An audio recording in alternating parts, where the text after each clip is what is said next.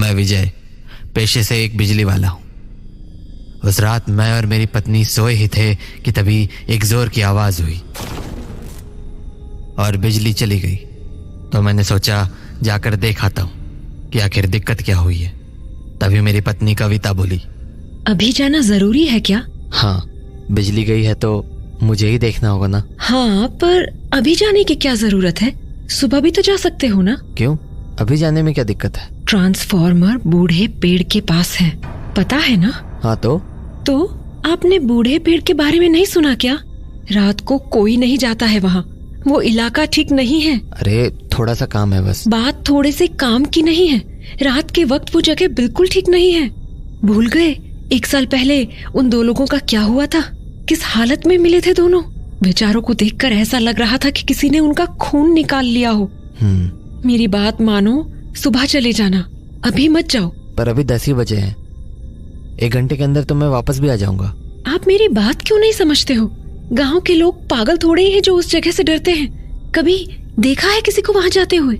शाम होने के बाद तो उस रास्ते से कोई गुजरता भी नहीं, और तुम्हें ट्रांसफॉर्मर ठीक करने जाना है। देखो, मैं तुम्हारी बात समझ रहा हूँ, इसीलिए कह रहा हूँ मैं जाकर एक बार देख आता हूँ। अगर लंबा काम हुआ तो मैं खुद लौट कर आ जाऊंगा। ठीक है?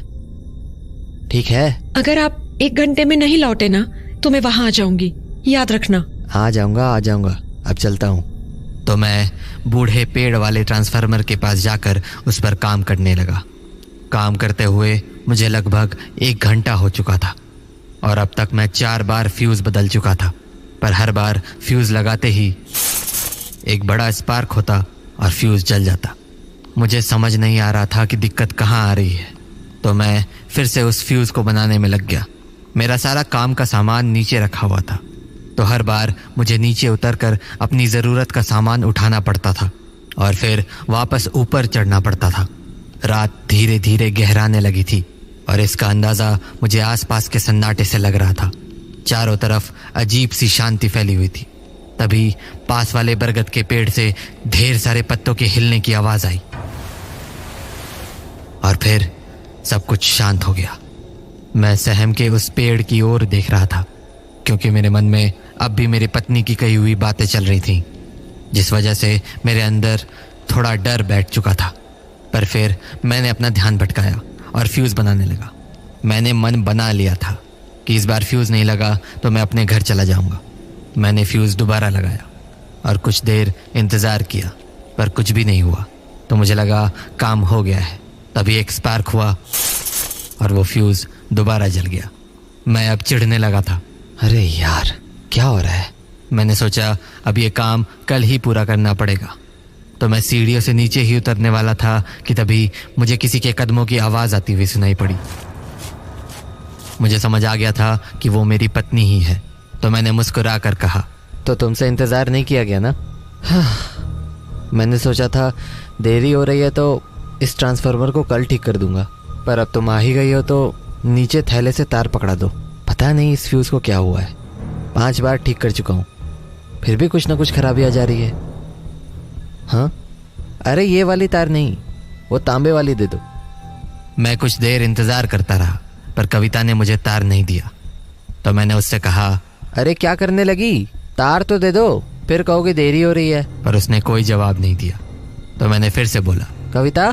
जब इस बार भी उसकी आवाज़ नहीं आई तो मैंने पलट कर देखा, पर वहाँ मेरे अलावा और कोई भी नहीं था। नीचे ज़मीन पर देखा तो मेरा टूल बॉक्स भी गायब था। मुझे ये बात बड़ी अजीब लगी। मैंने सोचा कविता मुझे बिना बताए कहाँ चली गई, वो भी मेरा टूल बॉक्स लेकर। तभी मुझे कदमों की कुछ आहट सुनाई पड़ी। वो आवाज़ उस बूढ़े पेड़ के पास वाले घर से आ रही थी। मैं चौंक गया क्योंकि मुझे वहाँ कोई भी नहीं दिख रहा था। पर फिर जब मैंने गौर से उधर देखा तो उस घर में कुछ रोशनी दिखी। मैंने सोचा भला ये कैसे हो सकता है, कुछ देर पहले तो वहाँ कोई रोशनी नहीं थी, फिर अब कैसे? फिर मुझे लगा कहीं वो कदमों की आवाज़ कविता की तो नहीं थी। तो मैं सीढ़ियों से उतर गया और कविता को बुलाने लगा, कविता, कविता। पर उसने कोई जवाब नहीं दिया। तो मुझे लगा घर के पास जाकर देखता हूँ। कविता, तुम अंदर हो क्या? कविता। जब कविता का कोई जवाब नहीं आया तो मुझे थोड़ी चिंता होने लगी। मैंने सोचा भला ऐसी क्या बात हो गई कि कविता मेरा जवाब भी नहीं दे रही है। कहीं वो किसी मुसीबत में तो नहीं फंस गई। वो कह भी रही थी कि ये इलाका ठीक नहीं है, कहीं किसी बदमाश लुटेरे ने तो। मैं इन बातों को सोच ही रहा था कि मुझे घर के अंदर से कुछ बर्तनों के गिरने की आवाज़ आई। मेरा शक अब यकीन में बदल गया। मैं समझ गया कि कविता अंदर ही है और किसी मुसीबत में है। तो मैं फौरन उस घर के अंदर घुस गया, पर अंदर कमरे में कोई नहीं था। मैंने पूरे कमरे को देखा तो ऐसा लगा जैसे ये घर अरसों से खाली पड़ा हो। चारों तरफ मकड़ी के जाले लग चुके थे और दीवार पर काई जम चुकी थी। जमीन से तो घास और जंगली पौधे भी उगने लगे थे। मुझे अब ज्यादा डर लगने लगा था। तभी सामने वाले कमरे में एक रोशनी दिखी। मुझे वो बात अजीब लगी क्योंकि अभी कुछ ही देर पहले वहां पर कोई रोशनी नहीं थी। तो मैं उस कमरे के दरवाजे के पास चला गया। उस कमरे की हालत और भी बुरी थी। ऊपर से बदबू इतनी ज्यादा थी कि जान निकल जाए। पर फिर मेरी नजर कमरे की बाईं ओर गई क्योंकि रोशनी वहीं से आ रही थी। पर उस वक्त जो मैंने देखा, उस नज़ारे को देखकर मेरा खून जम गया। मैंने देखा अंदर कमरे में एक खटिया है जिस पर कोई आदमी लेटा हुआ है। उसके एक हाथ में जगह जगह पर सुई घुसी हुई थी जिससे धीरे धीरे उसका खून निकल रहा था। वो सारा खून एक सलाइन की बोतल में इकट्ठा हो रहा था और एक एक बूंद करके एक पतीले में गिर रहा था। उस पतीले के नीचे आग भी जल रही थी, मानो कुछ पक रहा हो। ये सब देखकर मेरा दिमाग काम करना बंद कर चुका था। मुझे समझ नहीं आ रहा था कि आखिर ये हो क्या रहा है। तभी मेरी नज़र पतीले के बाईं ओर गई और वहां मुझे वो दिखी, एक बूढ़ी औरत जो बड़े खुशी से उस खून को पकते हुए देख रही थी। उस औरत को देखते ही मेरी जान निकल गई।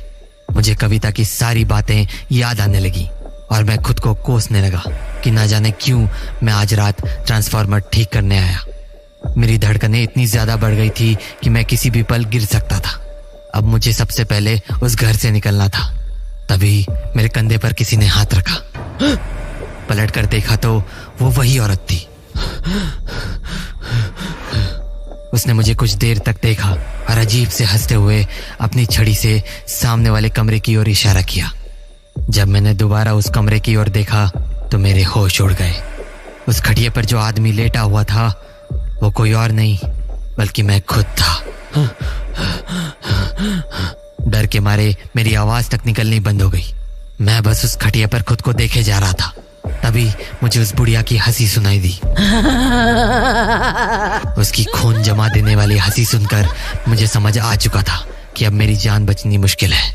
मैं चाहकर भी वहां से भाग नहीं पा रहा था। तभी मैंने देखा पतीले में खून की बूंदें और तेजी से गिरना शुरू हो गई। मेरा सर धीरे धीरे घूमने लगा था। मुझे अब समझ में आने लगा था कि वो मेरा कोई वहम नहीं था, वो खून मेरा ही था जो रिस रिस कर उस पतीले में इकट्ठा हो रहा था। मैं धीरे धीरे अपनी आंखों के सामने खुद को मरता हुआ देख रहा था। तभी मेरी नजर खटिया के नीचे पड़े मेरे टूल बॉक्स पर गई। मैं समझ गया कि कविता कभी वहां आई ही नहीं थी। वो कदमों की आवाज उसी बुढ़िया की थी। टूल बॉक्स के ठीक बगल में कुछ जले हुए फ्यूज रखे हुए थे। उन्हें देखकर मुझे यकीन हो गया कि मैं बहुत बड़े छलावे का शिकार हो चुका हूं और अब मेरा बचना मुश्किल ही नहीं नामुमकिन है। उसके बाद मेरी आंखें एकदम से बंद हो गई और सब कुछ अंधेरा हो गया। मेरी आंखें अगली सुबह खुली। मैं अपने घर में था। तभी मुझे रात की सारी बातें याद आ गईं और मैं डर के मारे उठकर बैठ गया तो देखा कि कविता मेरे पास में ही बैठी है। मुझे जगह देखकर उसने कहा, हाँ, आप ठीक तो हो ना? कविता, मैं यहाँ कैसे? और वो बुढ़िया कहाँ है? बुढ़िया? कौन सी बुढ़िया? वही जो बूढ़े पेड़ के पास वाले घर में थी। कहाँ है वो? कहीं कोई नहीं है। तो तुम घर पर हो? मैं यहाँ कैसे आया? मैं लेकर आई। तुम? हाँ, कल रात तुम्हें देर हुई तो मैं बूढ़े पेड़ के पास गई थी, पर तुम मुझे कहीं नहीं दिखे। तभी मुझे उस टूटे घर से तुम्हारी चीख सुनाई दी। अंदर गई तो देखा तुम एक पुराने से खटिए पर लेटे हुए थे और तुम्हारा टूल बॉक्स भी वहीं पड़ा था। मैंने तुम्हें उठाने की बहुत कोशिश की पर तुम आंख ही नहीं खोल रहे थे। पता नहीं तुम्हें क्या हुआ था। तो तुम्हें वहां मेरे अलावा और कोई नहीं दिखा? नहीं तो क्यों? कुछ नहीं। मुझे नहीं पता कि उस रात मेरे साथ जो भी कुछ हुआ था वो सच था या बस मेरा कोई वहम। मुझे ये भी नहीं पता कि मैं जिंदा कैसे बच गया। पर मैं इतना ज़रूर जानता हूँ कि उस रात जो भी कुछ मैंने महसूस किया वो मौत से कम नहीं था।